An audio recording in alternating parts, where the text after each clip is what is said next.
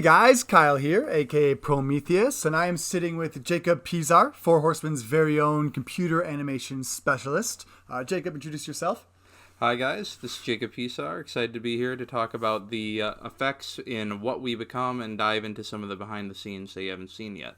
Yeah, I'm excited too. So, can you tell the audience a little bit about your history with computer effects and kind of how you got to this point? You brought me on first for Life, where I got to create the title sequence for that. Yeah. Got a couple of fun Easter eggs hidden in there. And from there, I kind of came in at the end. With this one, I got to come in right at the beginning, and we got to do a lot more, get a little more creative with what we could do. And I think it turned out great. Oh, it turned out amazing. I mean, we are so fortunate to have you in our lives because all of this stuff is completely beyond us. So just to have somebody that understands the world of computer generation, it's so important to be in a real production studio. So seriously, I appreciate all the work you did on this. So the first one we're going to look at is the opening title sequence, correct? Correct. And with that one, we kind of had a vision in mind that we sent to you. We kind of typed up our idea and sent it your way. Did you find it difficult to take what we had written and, bring it to life through computer effects? Or were we like cohesive enough in our vision that we gave you that it was kind of simple to put together? You guys gave some really great instructions, and what really helped is you guys had already done some location scouting. Yeah. You sent me the photos for those. And then we also had the initial Four Horsemen logo. Yeah. So I kind of looked at what do we have for visuals in kind of the tone we're looking for and the IV. Mm-hmm. And from there, just kind of built a couple different things. And the first one ended up being based on the bridge. You sent me a couple pictures of that. I kind of got an idea of what that bridge looked like. And we saw that the paint's kind of chipping a little bit. Yeah. We're doing a story about a world that's fallen, gone to the wayside. So I thought showing something that kind of resembled that would be a good starting point. And if nothing else, it would give you guys an idea of what it could look like.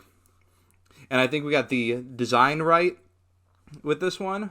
And then from there, we just had to adjust the color and the look and the lighting a little bit to be what we finally got at the end. Yeah, absolutely. Well, I mean, as storytellers, we really like to try to put in kind of as many Easter eggs and little tidbits of storytelling in every aspect of our movie. So to take the logo and to make it rusted and run down and kind of give it that apocalyptic feel, it was such a great idea. It was such a great vision for this. And I think, with this one, like, the colors are so vibrant that it kind of stands out from the background a bit, and with just slight tweaking of the color tones and kind of the texture, we ended up with something really good.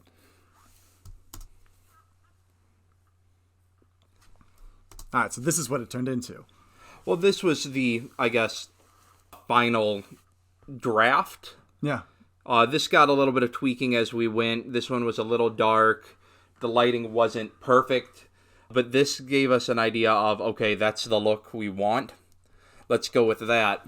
And then as we got a little further and we knew how the story was going to start, we decided to incorporate this. There's the final one now. And once we had this, we said, well, what if we show it rust and decay? And since we're going to have that opening with the backstory, all the different newscasters, myself included, you get to be one of the first voices nice. Yep. that everyone hears. We got to do a little bit of visual storytelling just through the logo, watching it kind of fall apart and decay as humanity itself falls apart and decays. Yeah, and I'm so thrilled by that we got to deliver a logo sequence that kind of sets the tone for the rest of the movie. I mean, I remember being in that theater and just hearing like the quiet come over the audience as the music starts and you hear all these radio broadcasts and you watch as our logo that we created slowly rusts away into an apocalyptic look and feel. It was just, it was beyond words. It was amazing. It was certainly a surreal experience, especially on the big screen. Yeah, absolutely. Like, we'd seen this so many times at that point. Mm-hmm. Mm-hmm. But then you see it on the big screen and it's brand new all over again. You're like, oh my gosh, the scale just completely changes. Yeah. And it was an emotional moment for sure. Wow, that's amazing. Well, how long does it take to build something like this? When it comes to, just say the whole title sequence, including building the 3D IV, how many hours do you think you put into this? Too many. Too many. I don't know. It varies project to project, Yeah. and certainly there's varying levels of complexity that we can add. The 3D was not the hardest part. Designing the shape itself was largely inspired by the logo you guys had created, and then turning it into a 3D shape. Mm-hmm. But then the harder part was, all right, what are we going to make it look like, texturing wise?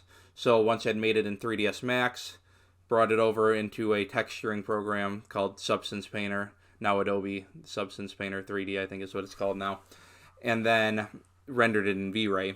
That posed its own challenges. Rendering wise took a long time because we wanted it to have great detail. Yeah. More complexity means more render time. Yeah. But the hardest part was getting you guys in there. But that really grounded it in the scene.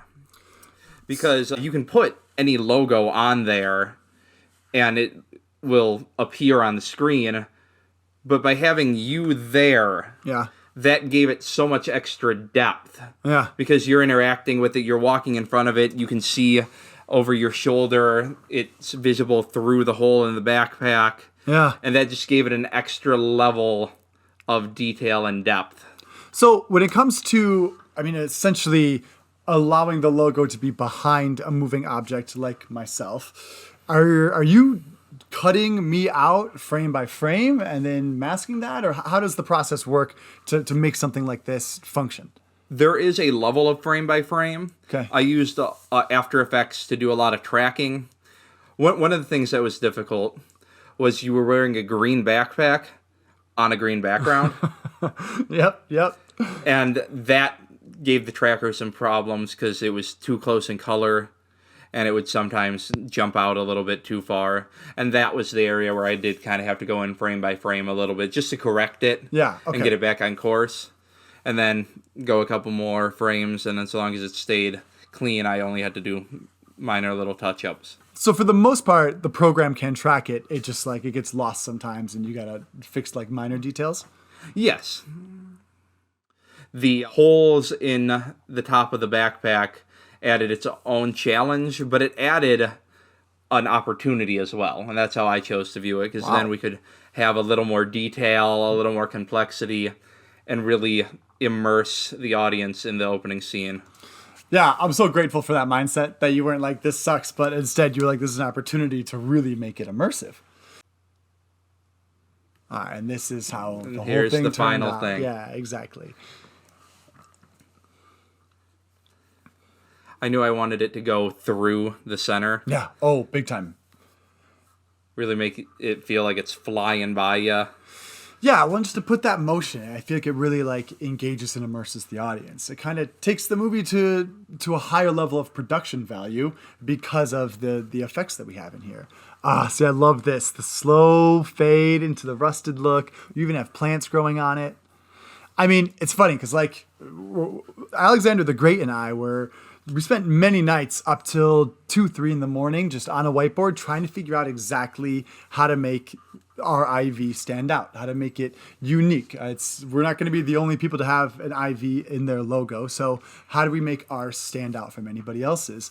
And we really slaved away over it for a long time, and to see what we landed on come to life in a feature film that we made fully 3D modeled with it's like, after growing up, spending years of seeing the 20th Century Fox logo 3Dified and the camera flying through that, to see the logo we made fade into our movie like this, it was unreal. Like you said, it was surreal. It was kind of emotional, to see so much work after years and years of effort culminate into something this amazing. It's the only time in the movie I wear sunglasses. I don't know why I'm wearing sunglasses in this. At the time, I thought it would be great. I don't think I ever realized that either.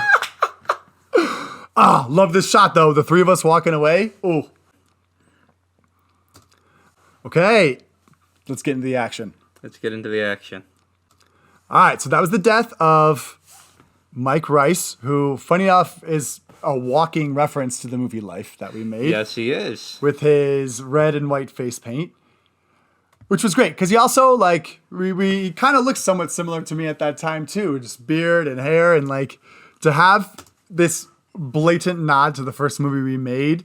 It's great. But like we had to throw in that Easter egg. Oh, absolutely. So for this effect, this was a quick throat slash. Yes. I mean, when it comes to when you get this footage and all you're seeing is a throat slash with no blood, what's going through your head? Like, how does the process start?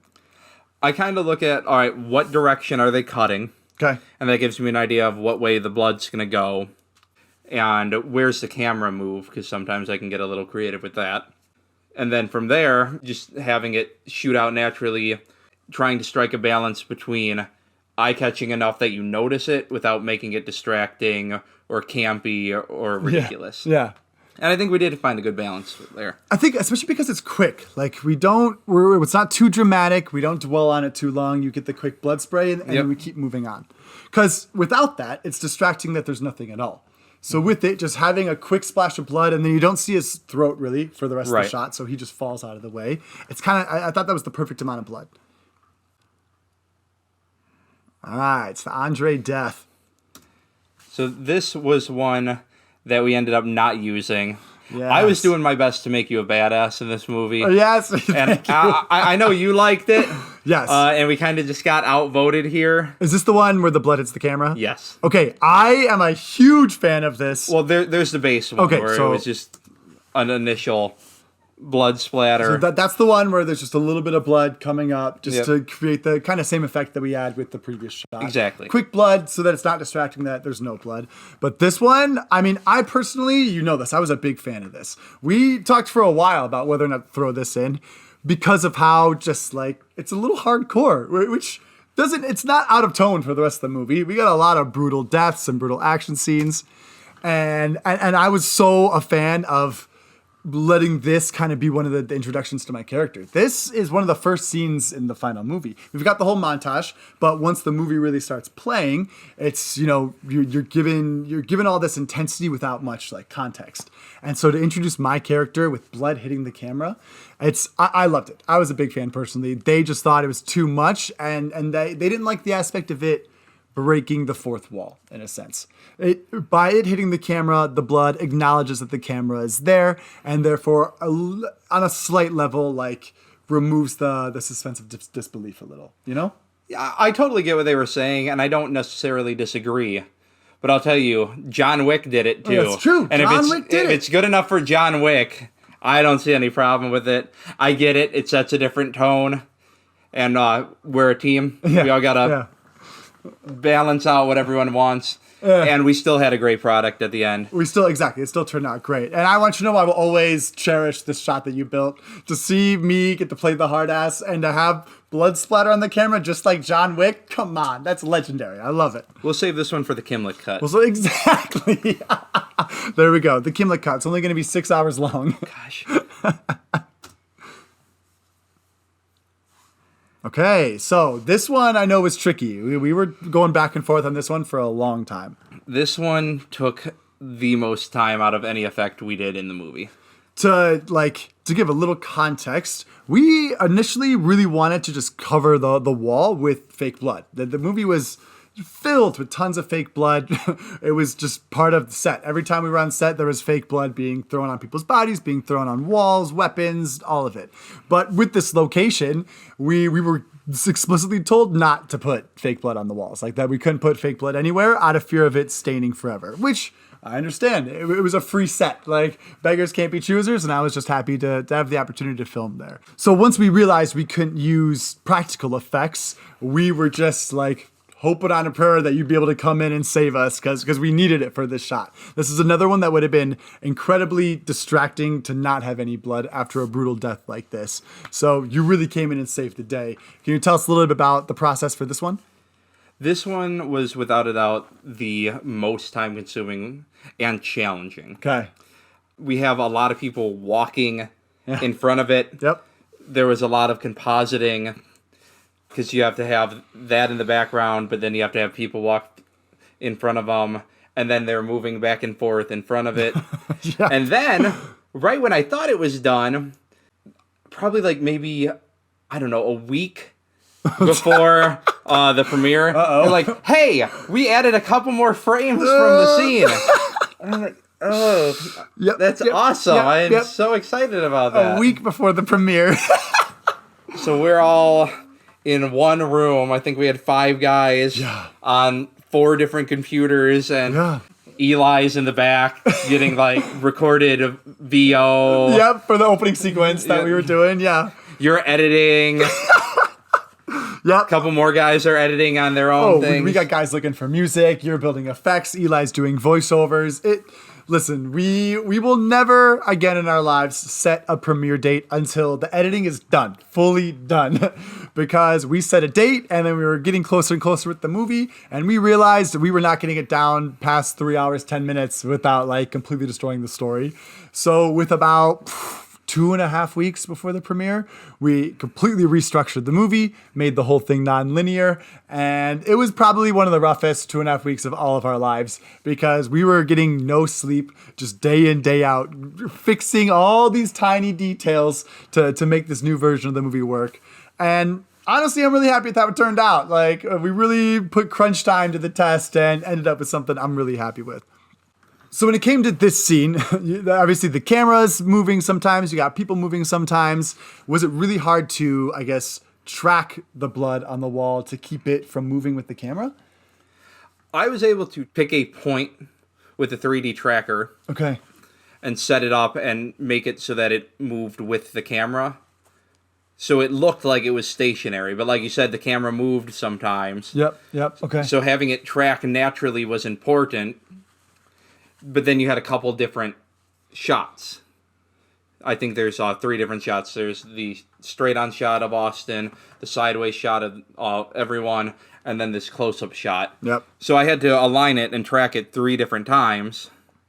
Yeah.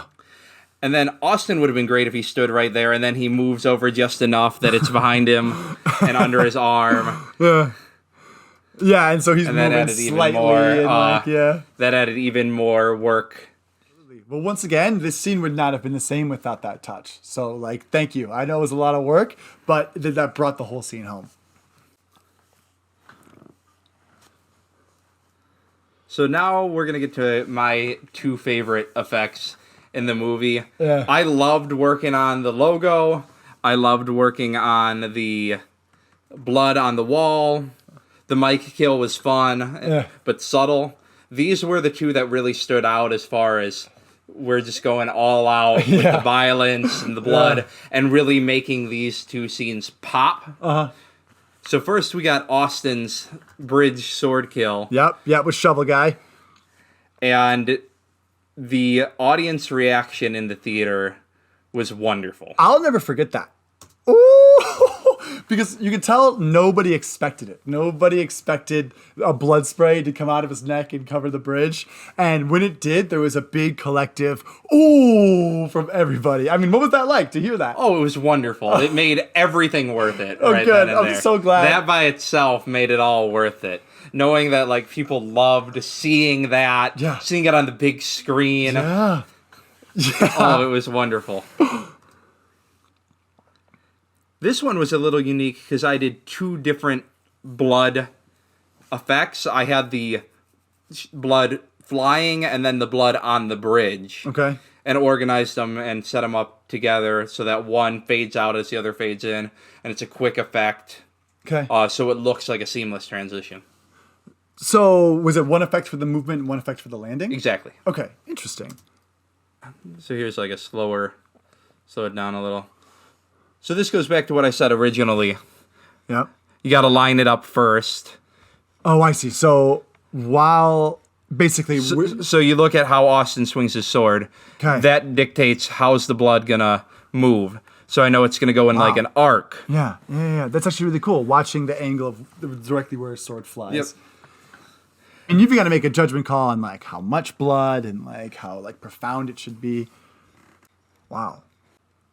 And then once he's dead, I'm like, all right, how do I want the blood to look? Mm-hmm. And then once we have the 2, I line them up together to make sure they flow seamlessly one into the other. Wow. That's really cool because when you're watching, you don't think of it as 2 effects. It's really a seamless, just single blood spray. And that's the goal. Wow. Well done. All right, on to the big Tommy fight.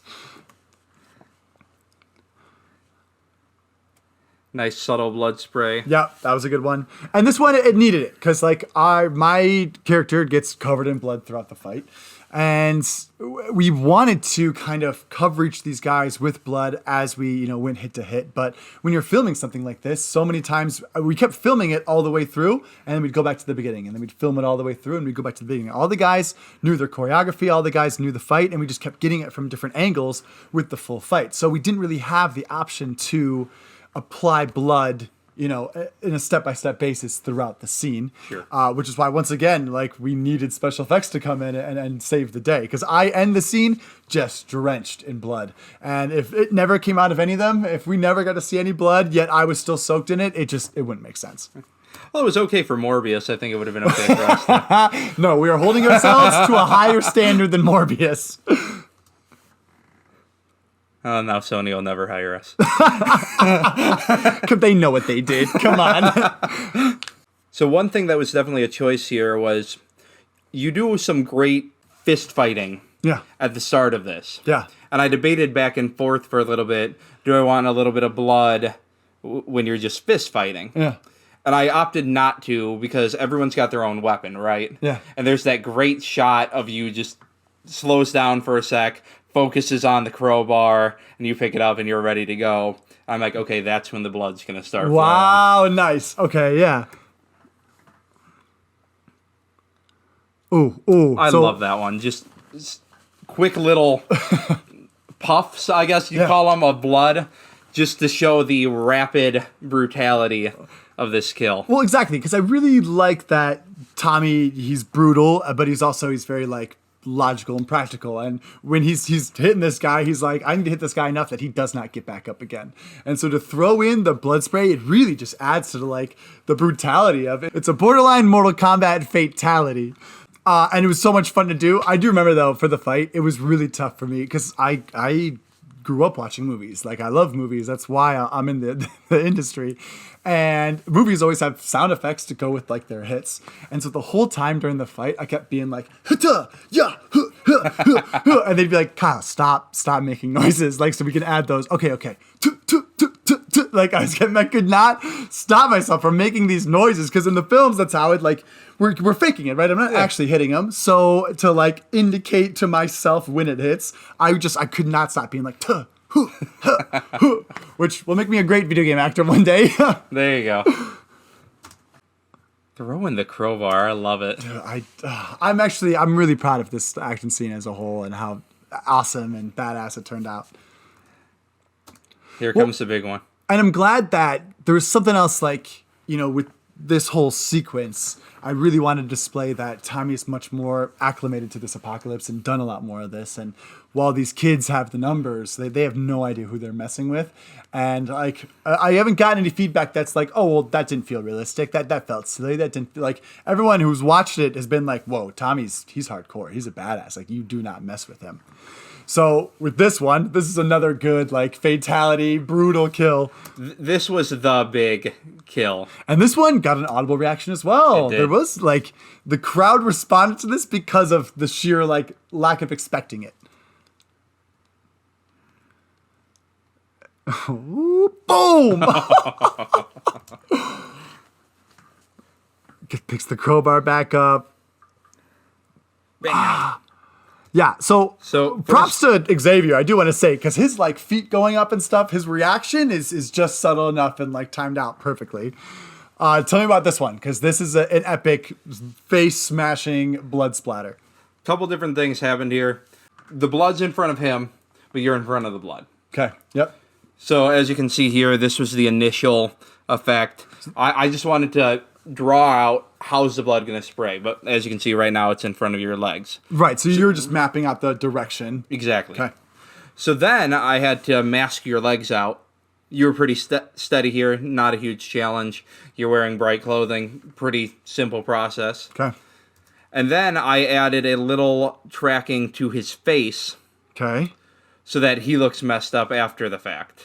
Yeah, I have noticed that, especially seeing it on the big screen. Like after he goes limp, his face is unrecognizable. Like there's just an effect over it that makes it look like he does not look the same. There we go. Yeah, nice. Which also really brings it home because if he looked perfectly fine, then the effect would not be the same. Wow, and there's just I didn't even notice before that you just have blood trickling the grass all over the place. That is awesome. Whew. Gotta love this shot. This was just in between takes of the fight scene, and I was covered in so much sweat, and I was just running so hot that because of the cold air outside, that's real steam coming off of me. We did not intend for this effect to be there, but once we saw that I was literally steaming, we had to like capitalize on it. Awesome. Wow. Well, hey, thank you so much. First off, thank you so much for doing everything for this movie, man. This movie would not have been the same without you, and we are truly so lucky to have you in our lives, and I appreciate the many, many man hours that nobody else will see that brought this like product together. It was an absolute blast to work on. I loved getting to also be a small part of the movie, playing the alchemist. Yep. That shot of me running through the smoke was an absolute blast. Yep. If you see the movie, there's a scene where all of the prophet's henchmen are running through red smoke, and Jacob's the one in the full steampunk get-up on a hot 90-degree summer day. But hey, you didn't slow down for a minute. Like you were there with us for the whole day of shooting. And then you also, you also had a little bit of a backstory like thought up for your character, right? Yeah, there was a good backstory. We didn't end up including much of that. Yeah. But we had a good idea. And my character is one of the few that survived. Yeah, absolutely. Which, by the rules of the movie, means that you were destined to be in the new world, my friend. Also means I get to show up in the sequel. Hey, there we go. Thanks for sitting down with me, Jacob. Can you tell the viewers what they can get excited about for our next movie, The Inhabitants? Because I know you've got some plans for that one as well. It's going to be an absolute blast. Really excited for this next project. For this one, once again, wanted to do something a little different. This time, we used AI-generated artwork. And then after I had all the images created, put them together in an image sequence to have this intense chase sequence running through the forest, running through the towns. Added some of my own effects on it to make it my own, make it really eerie and dark and unnerving to see. And I think with this, especially with the idea we got a hive mind, we're questioning our own reality and sanity a little bit. Yeah. The AI and the uncanniness of it just played right into it, just unnerving the viewer even more. Yeah, absolutely. Once again, you are completely setting the tone for the entire film in the first few minutes, and the sequence is unreal. You should put up a link and go check it out on the Four Horsemen page because it's wild. Yep, absolutely go check that one out. Links included, and go check out the Inhabitants trailer on the Four Horsemen & Co. YouTube page. Link below as well. All right, well, thanks for sitting down with me, Jacob. This is Kyle Kimlick signing off. And this is Jacob Piszar signing off.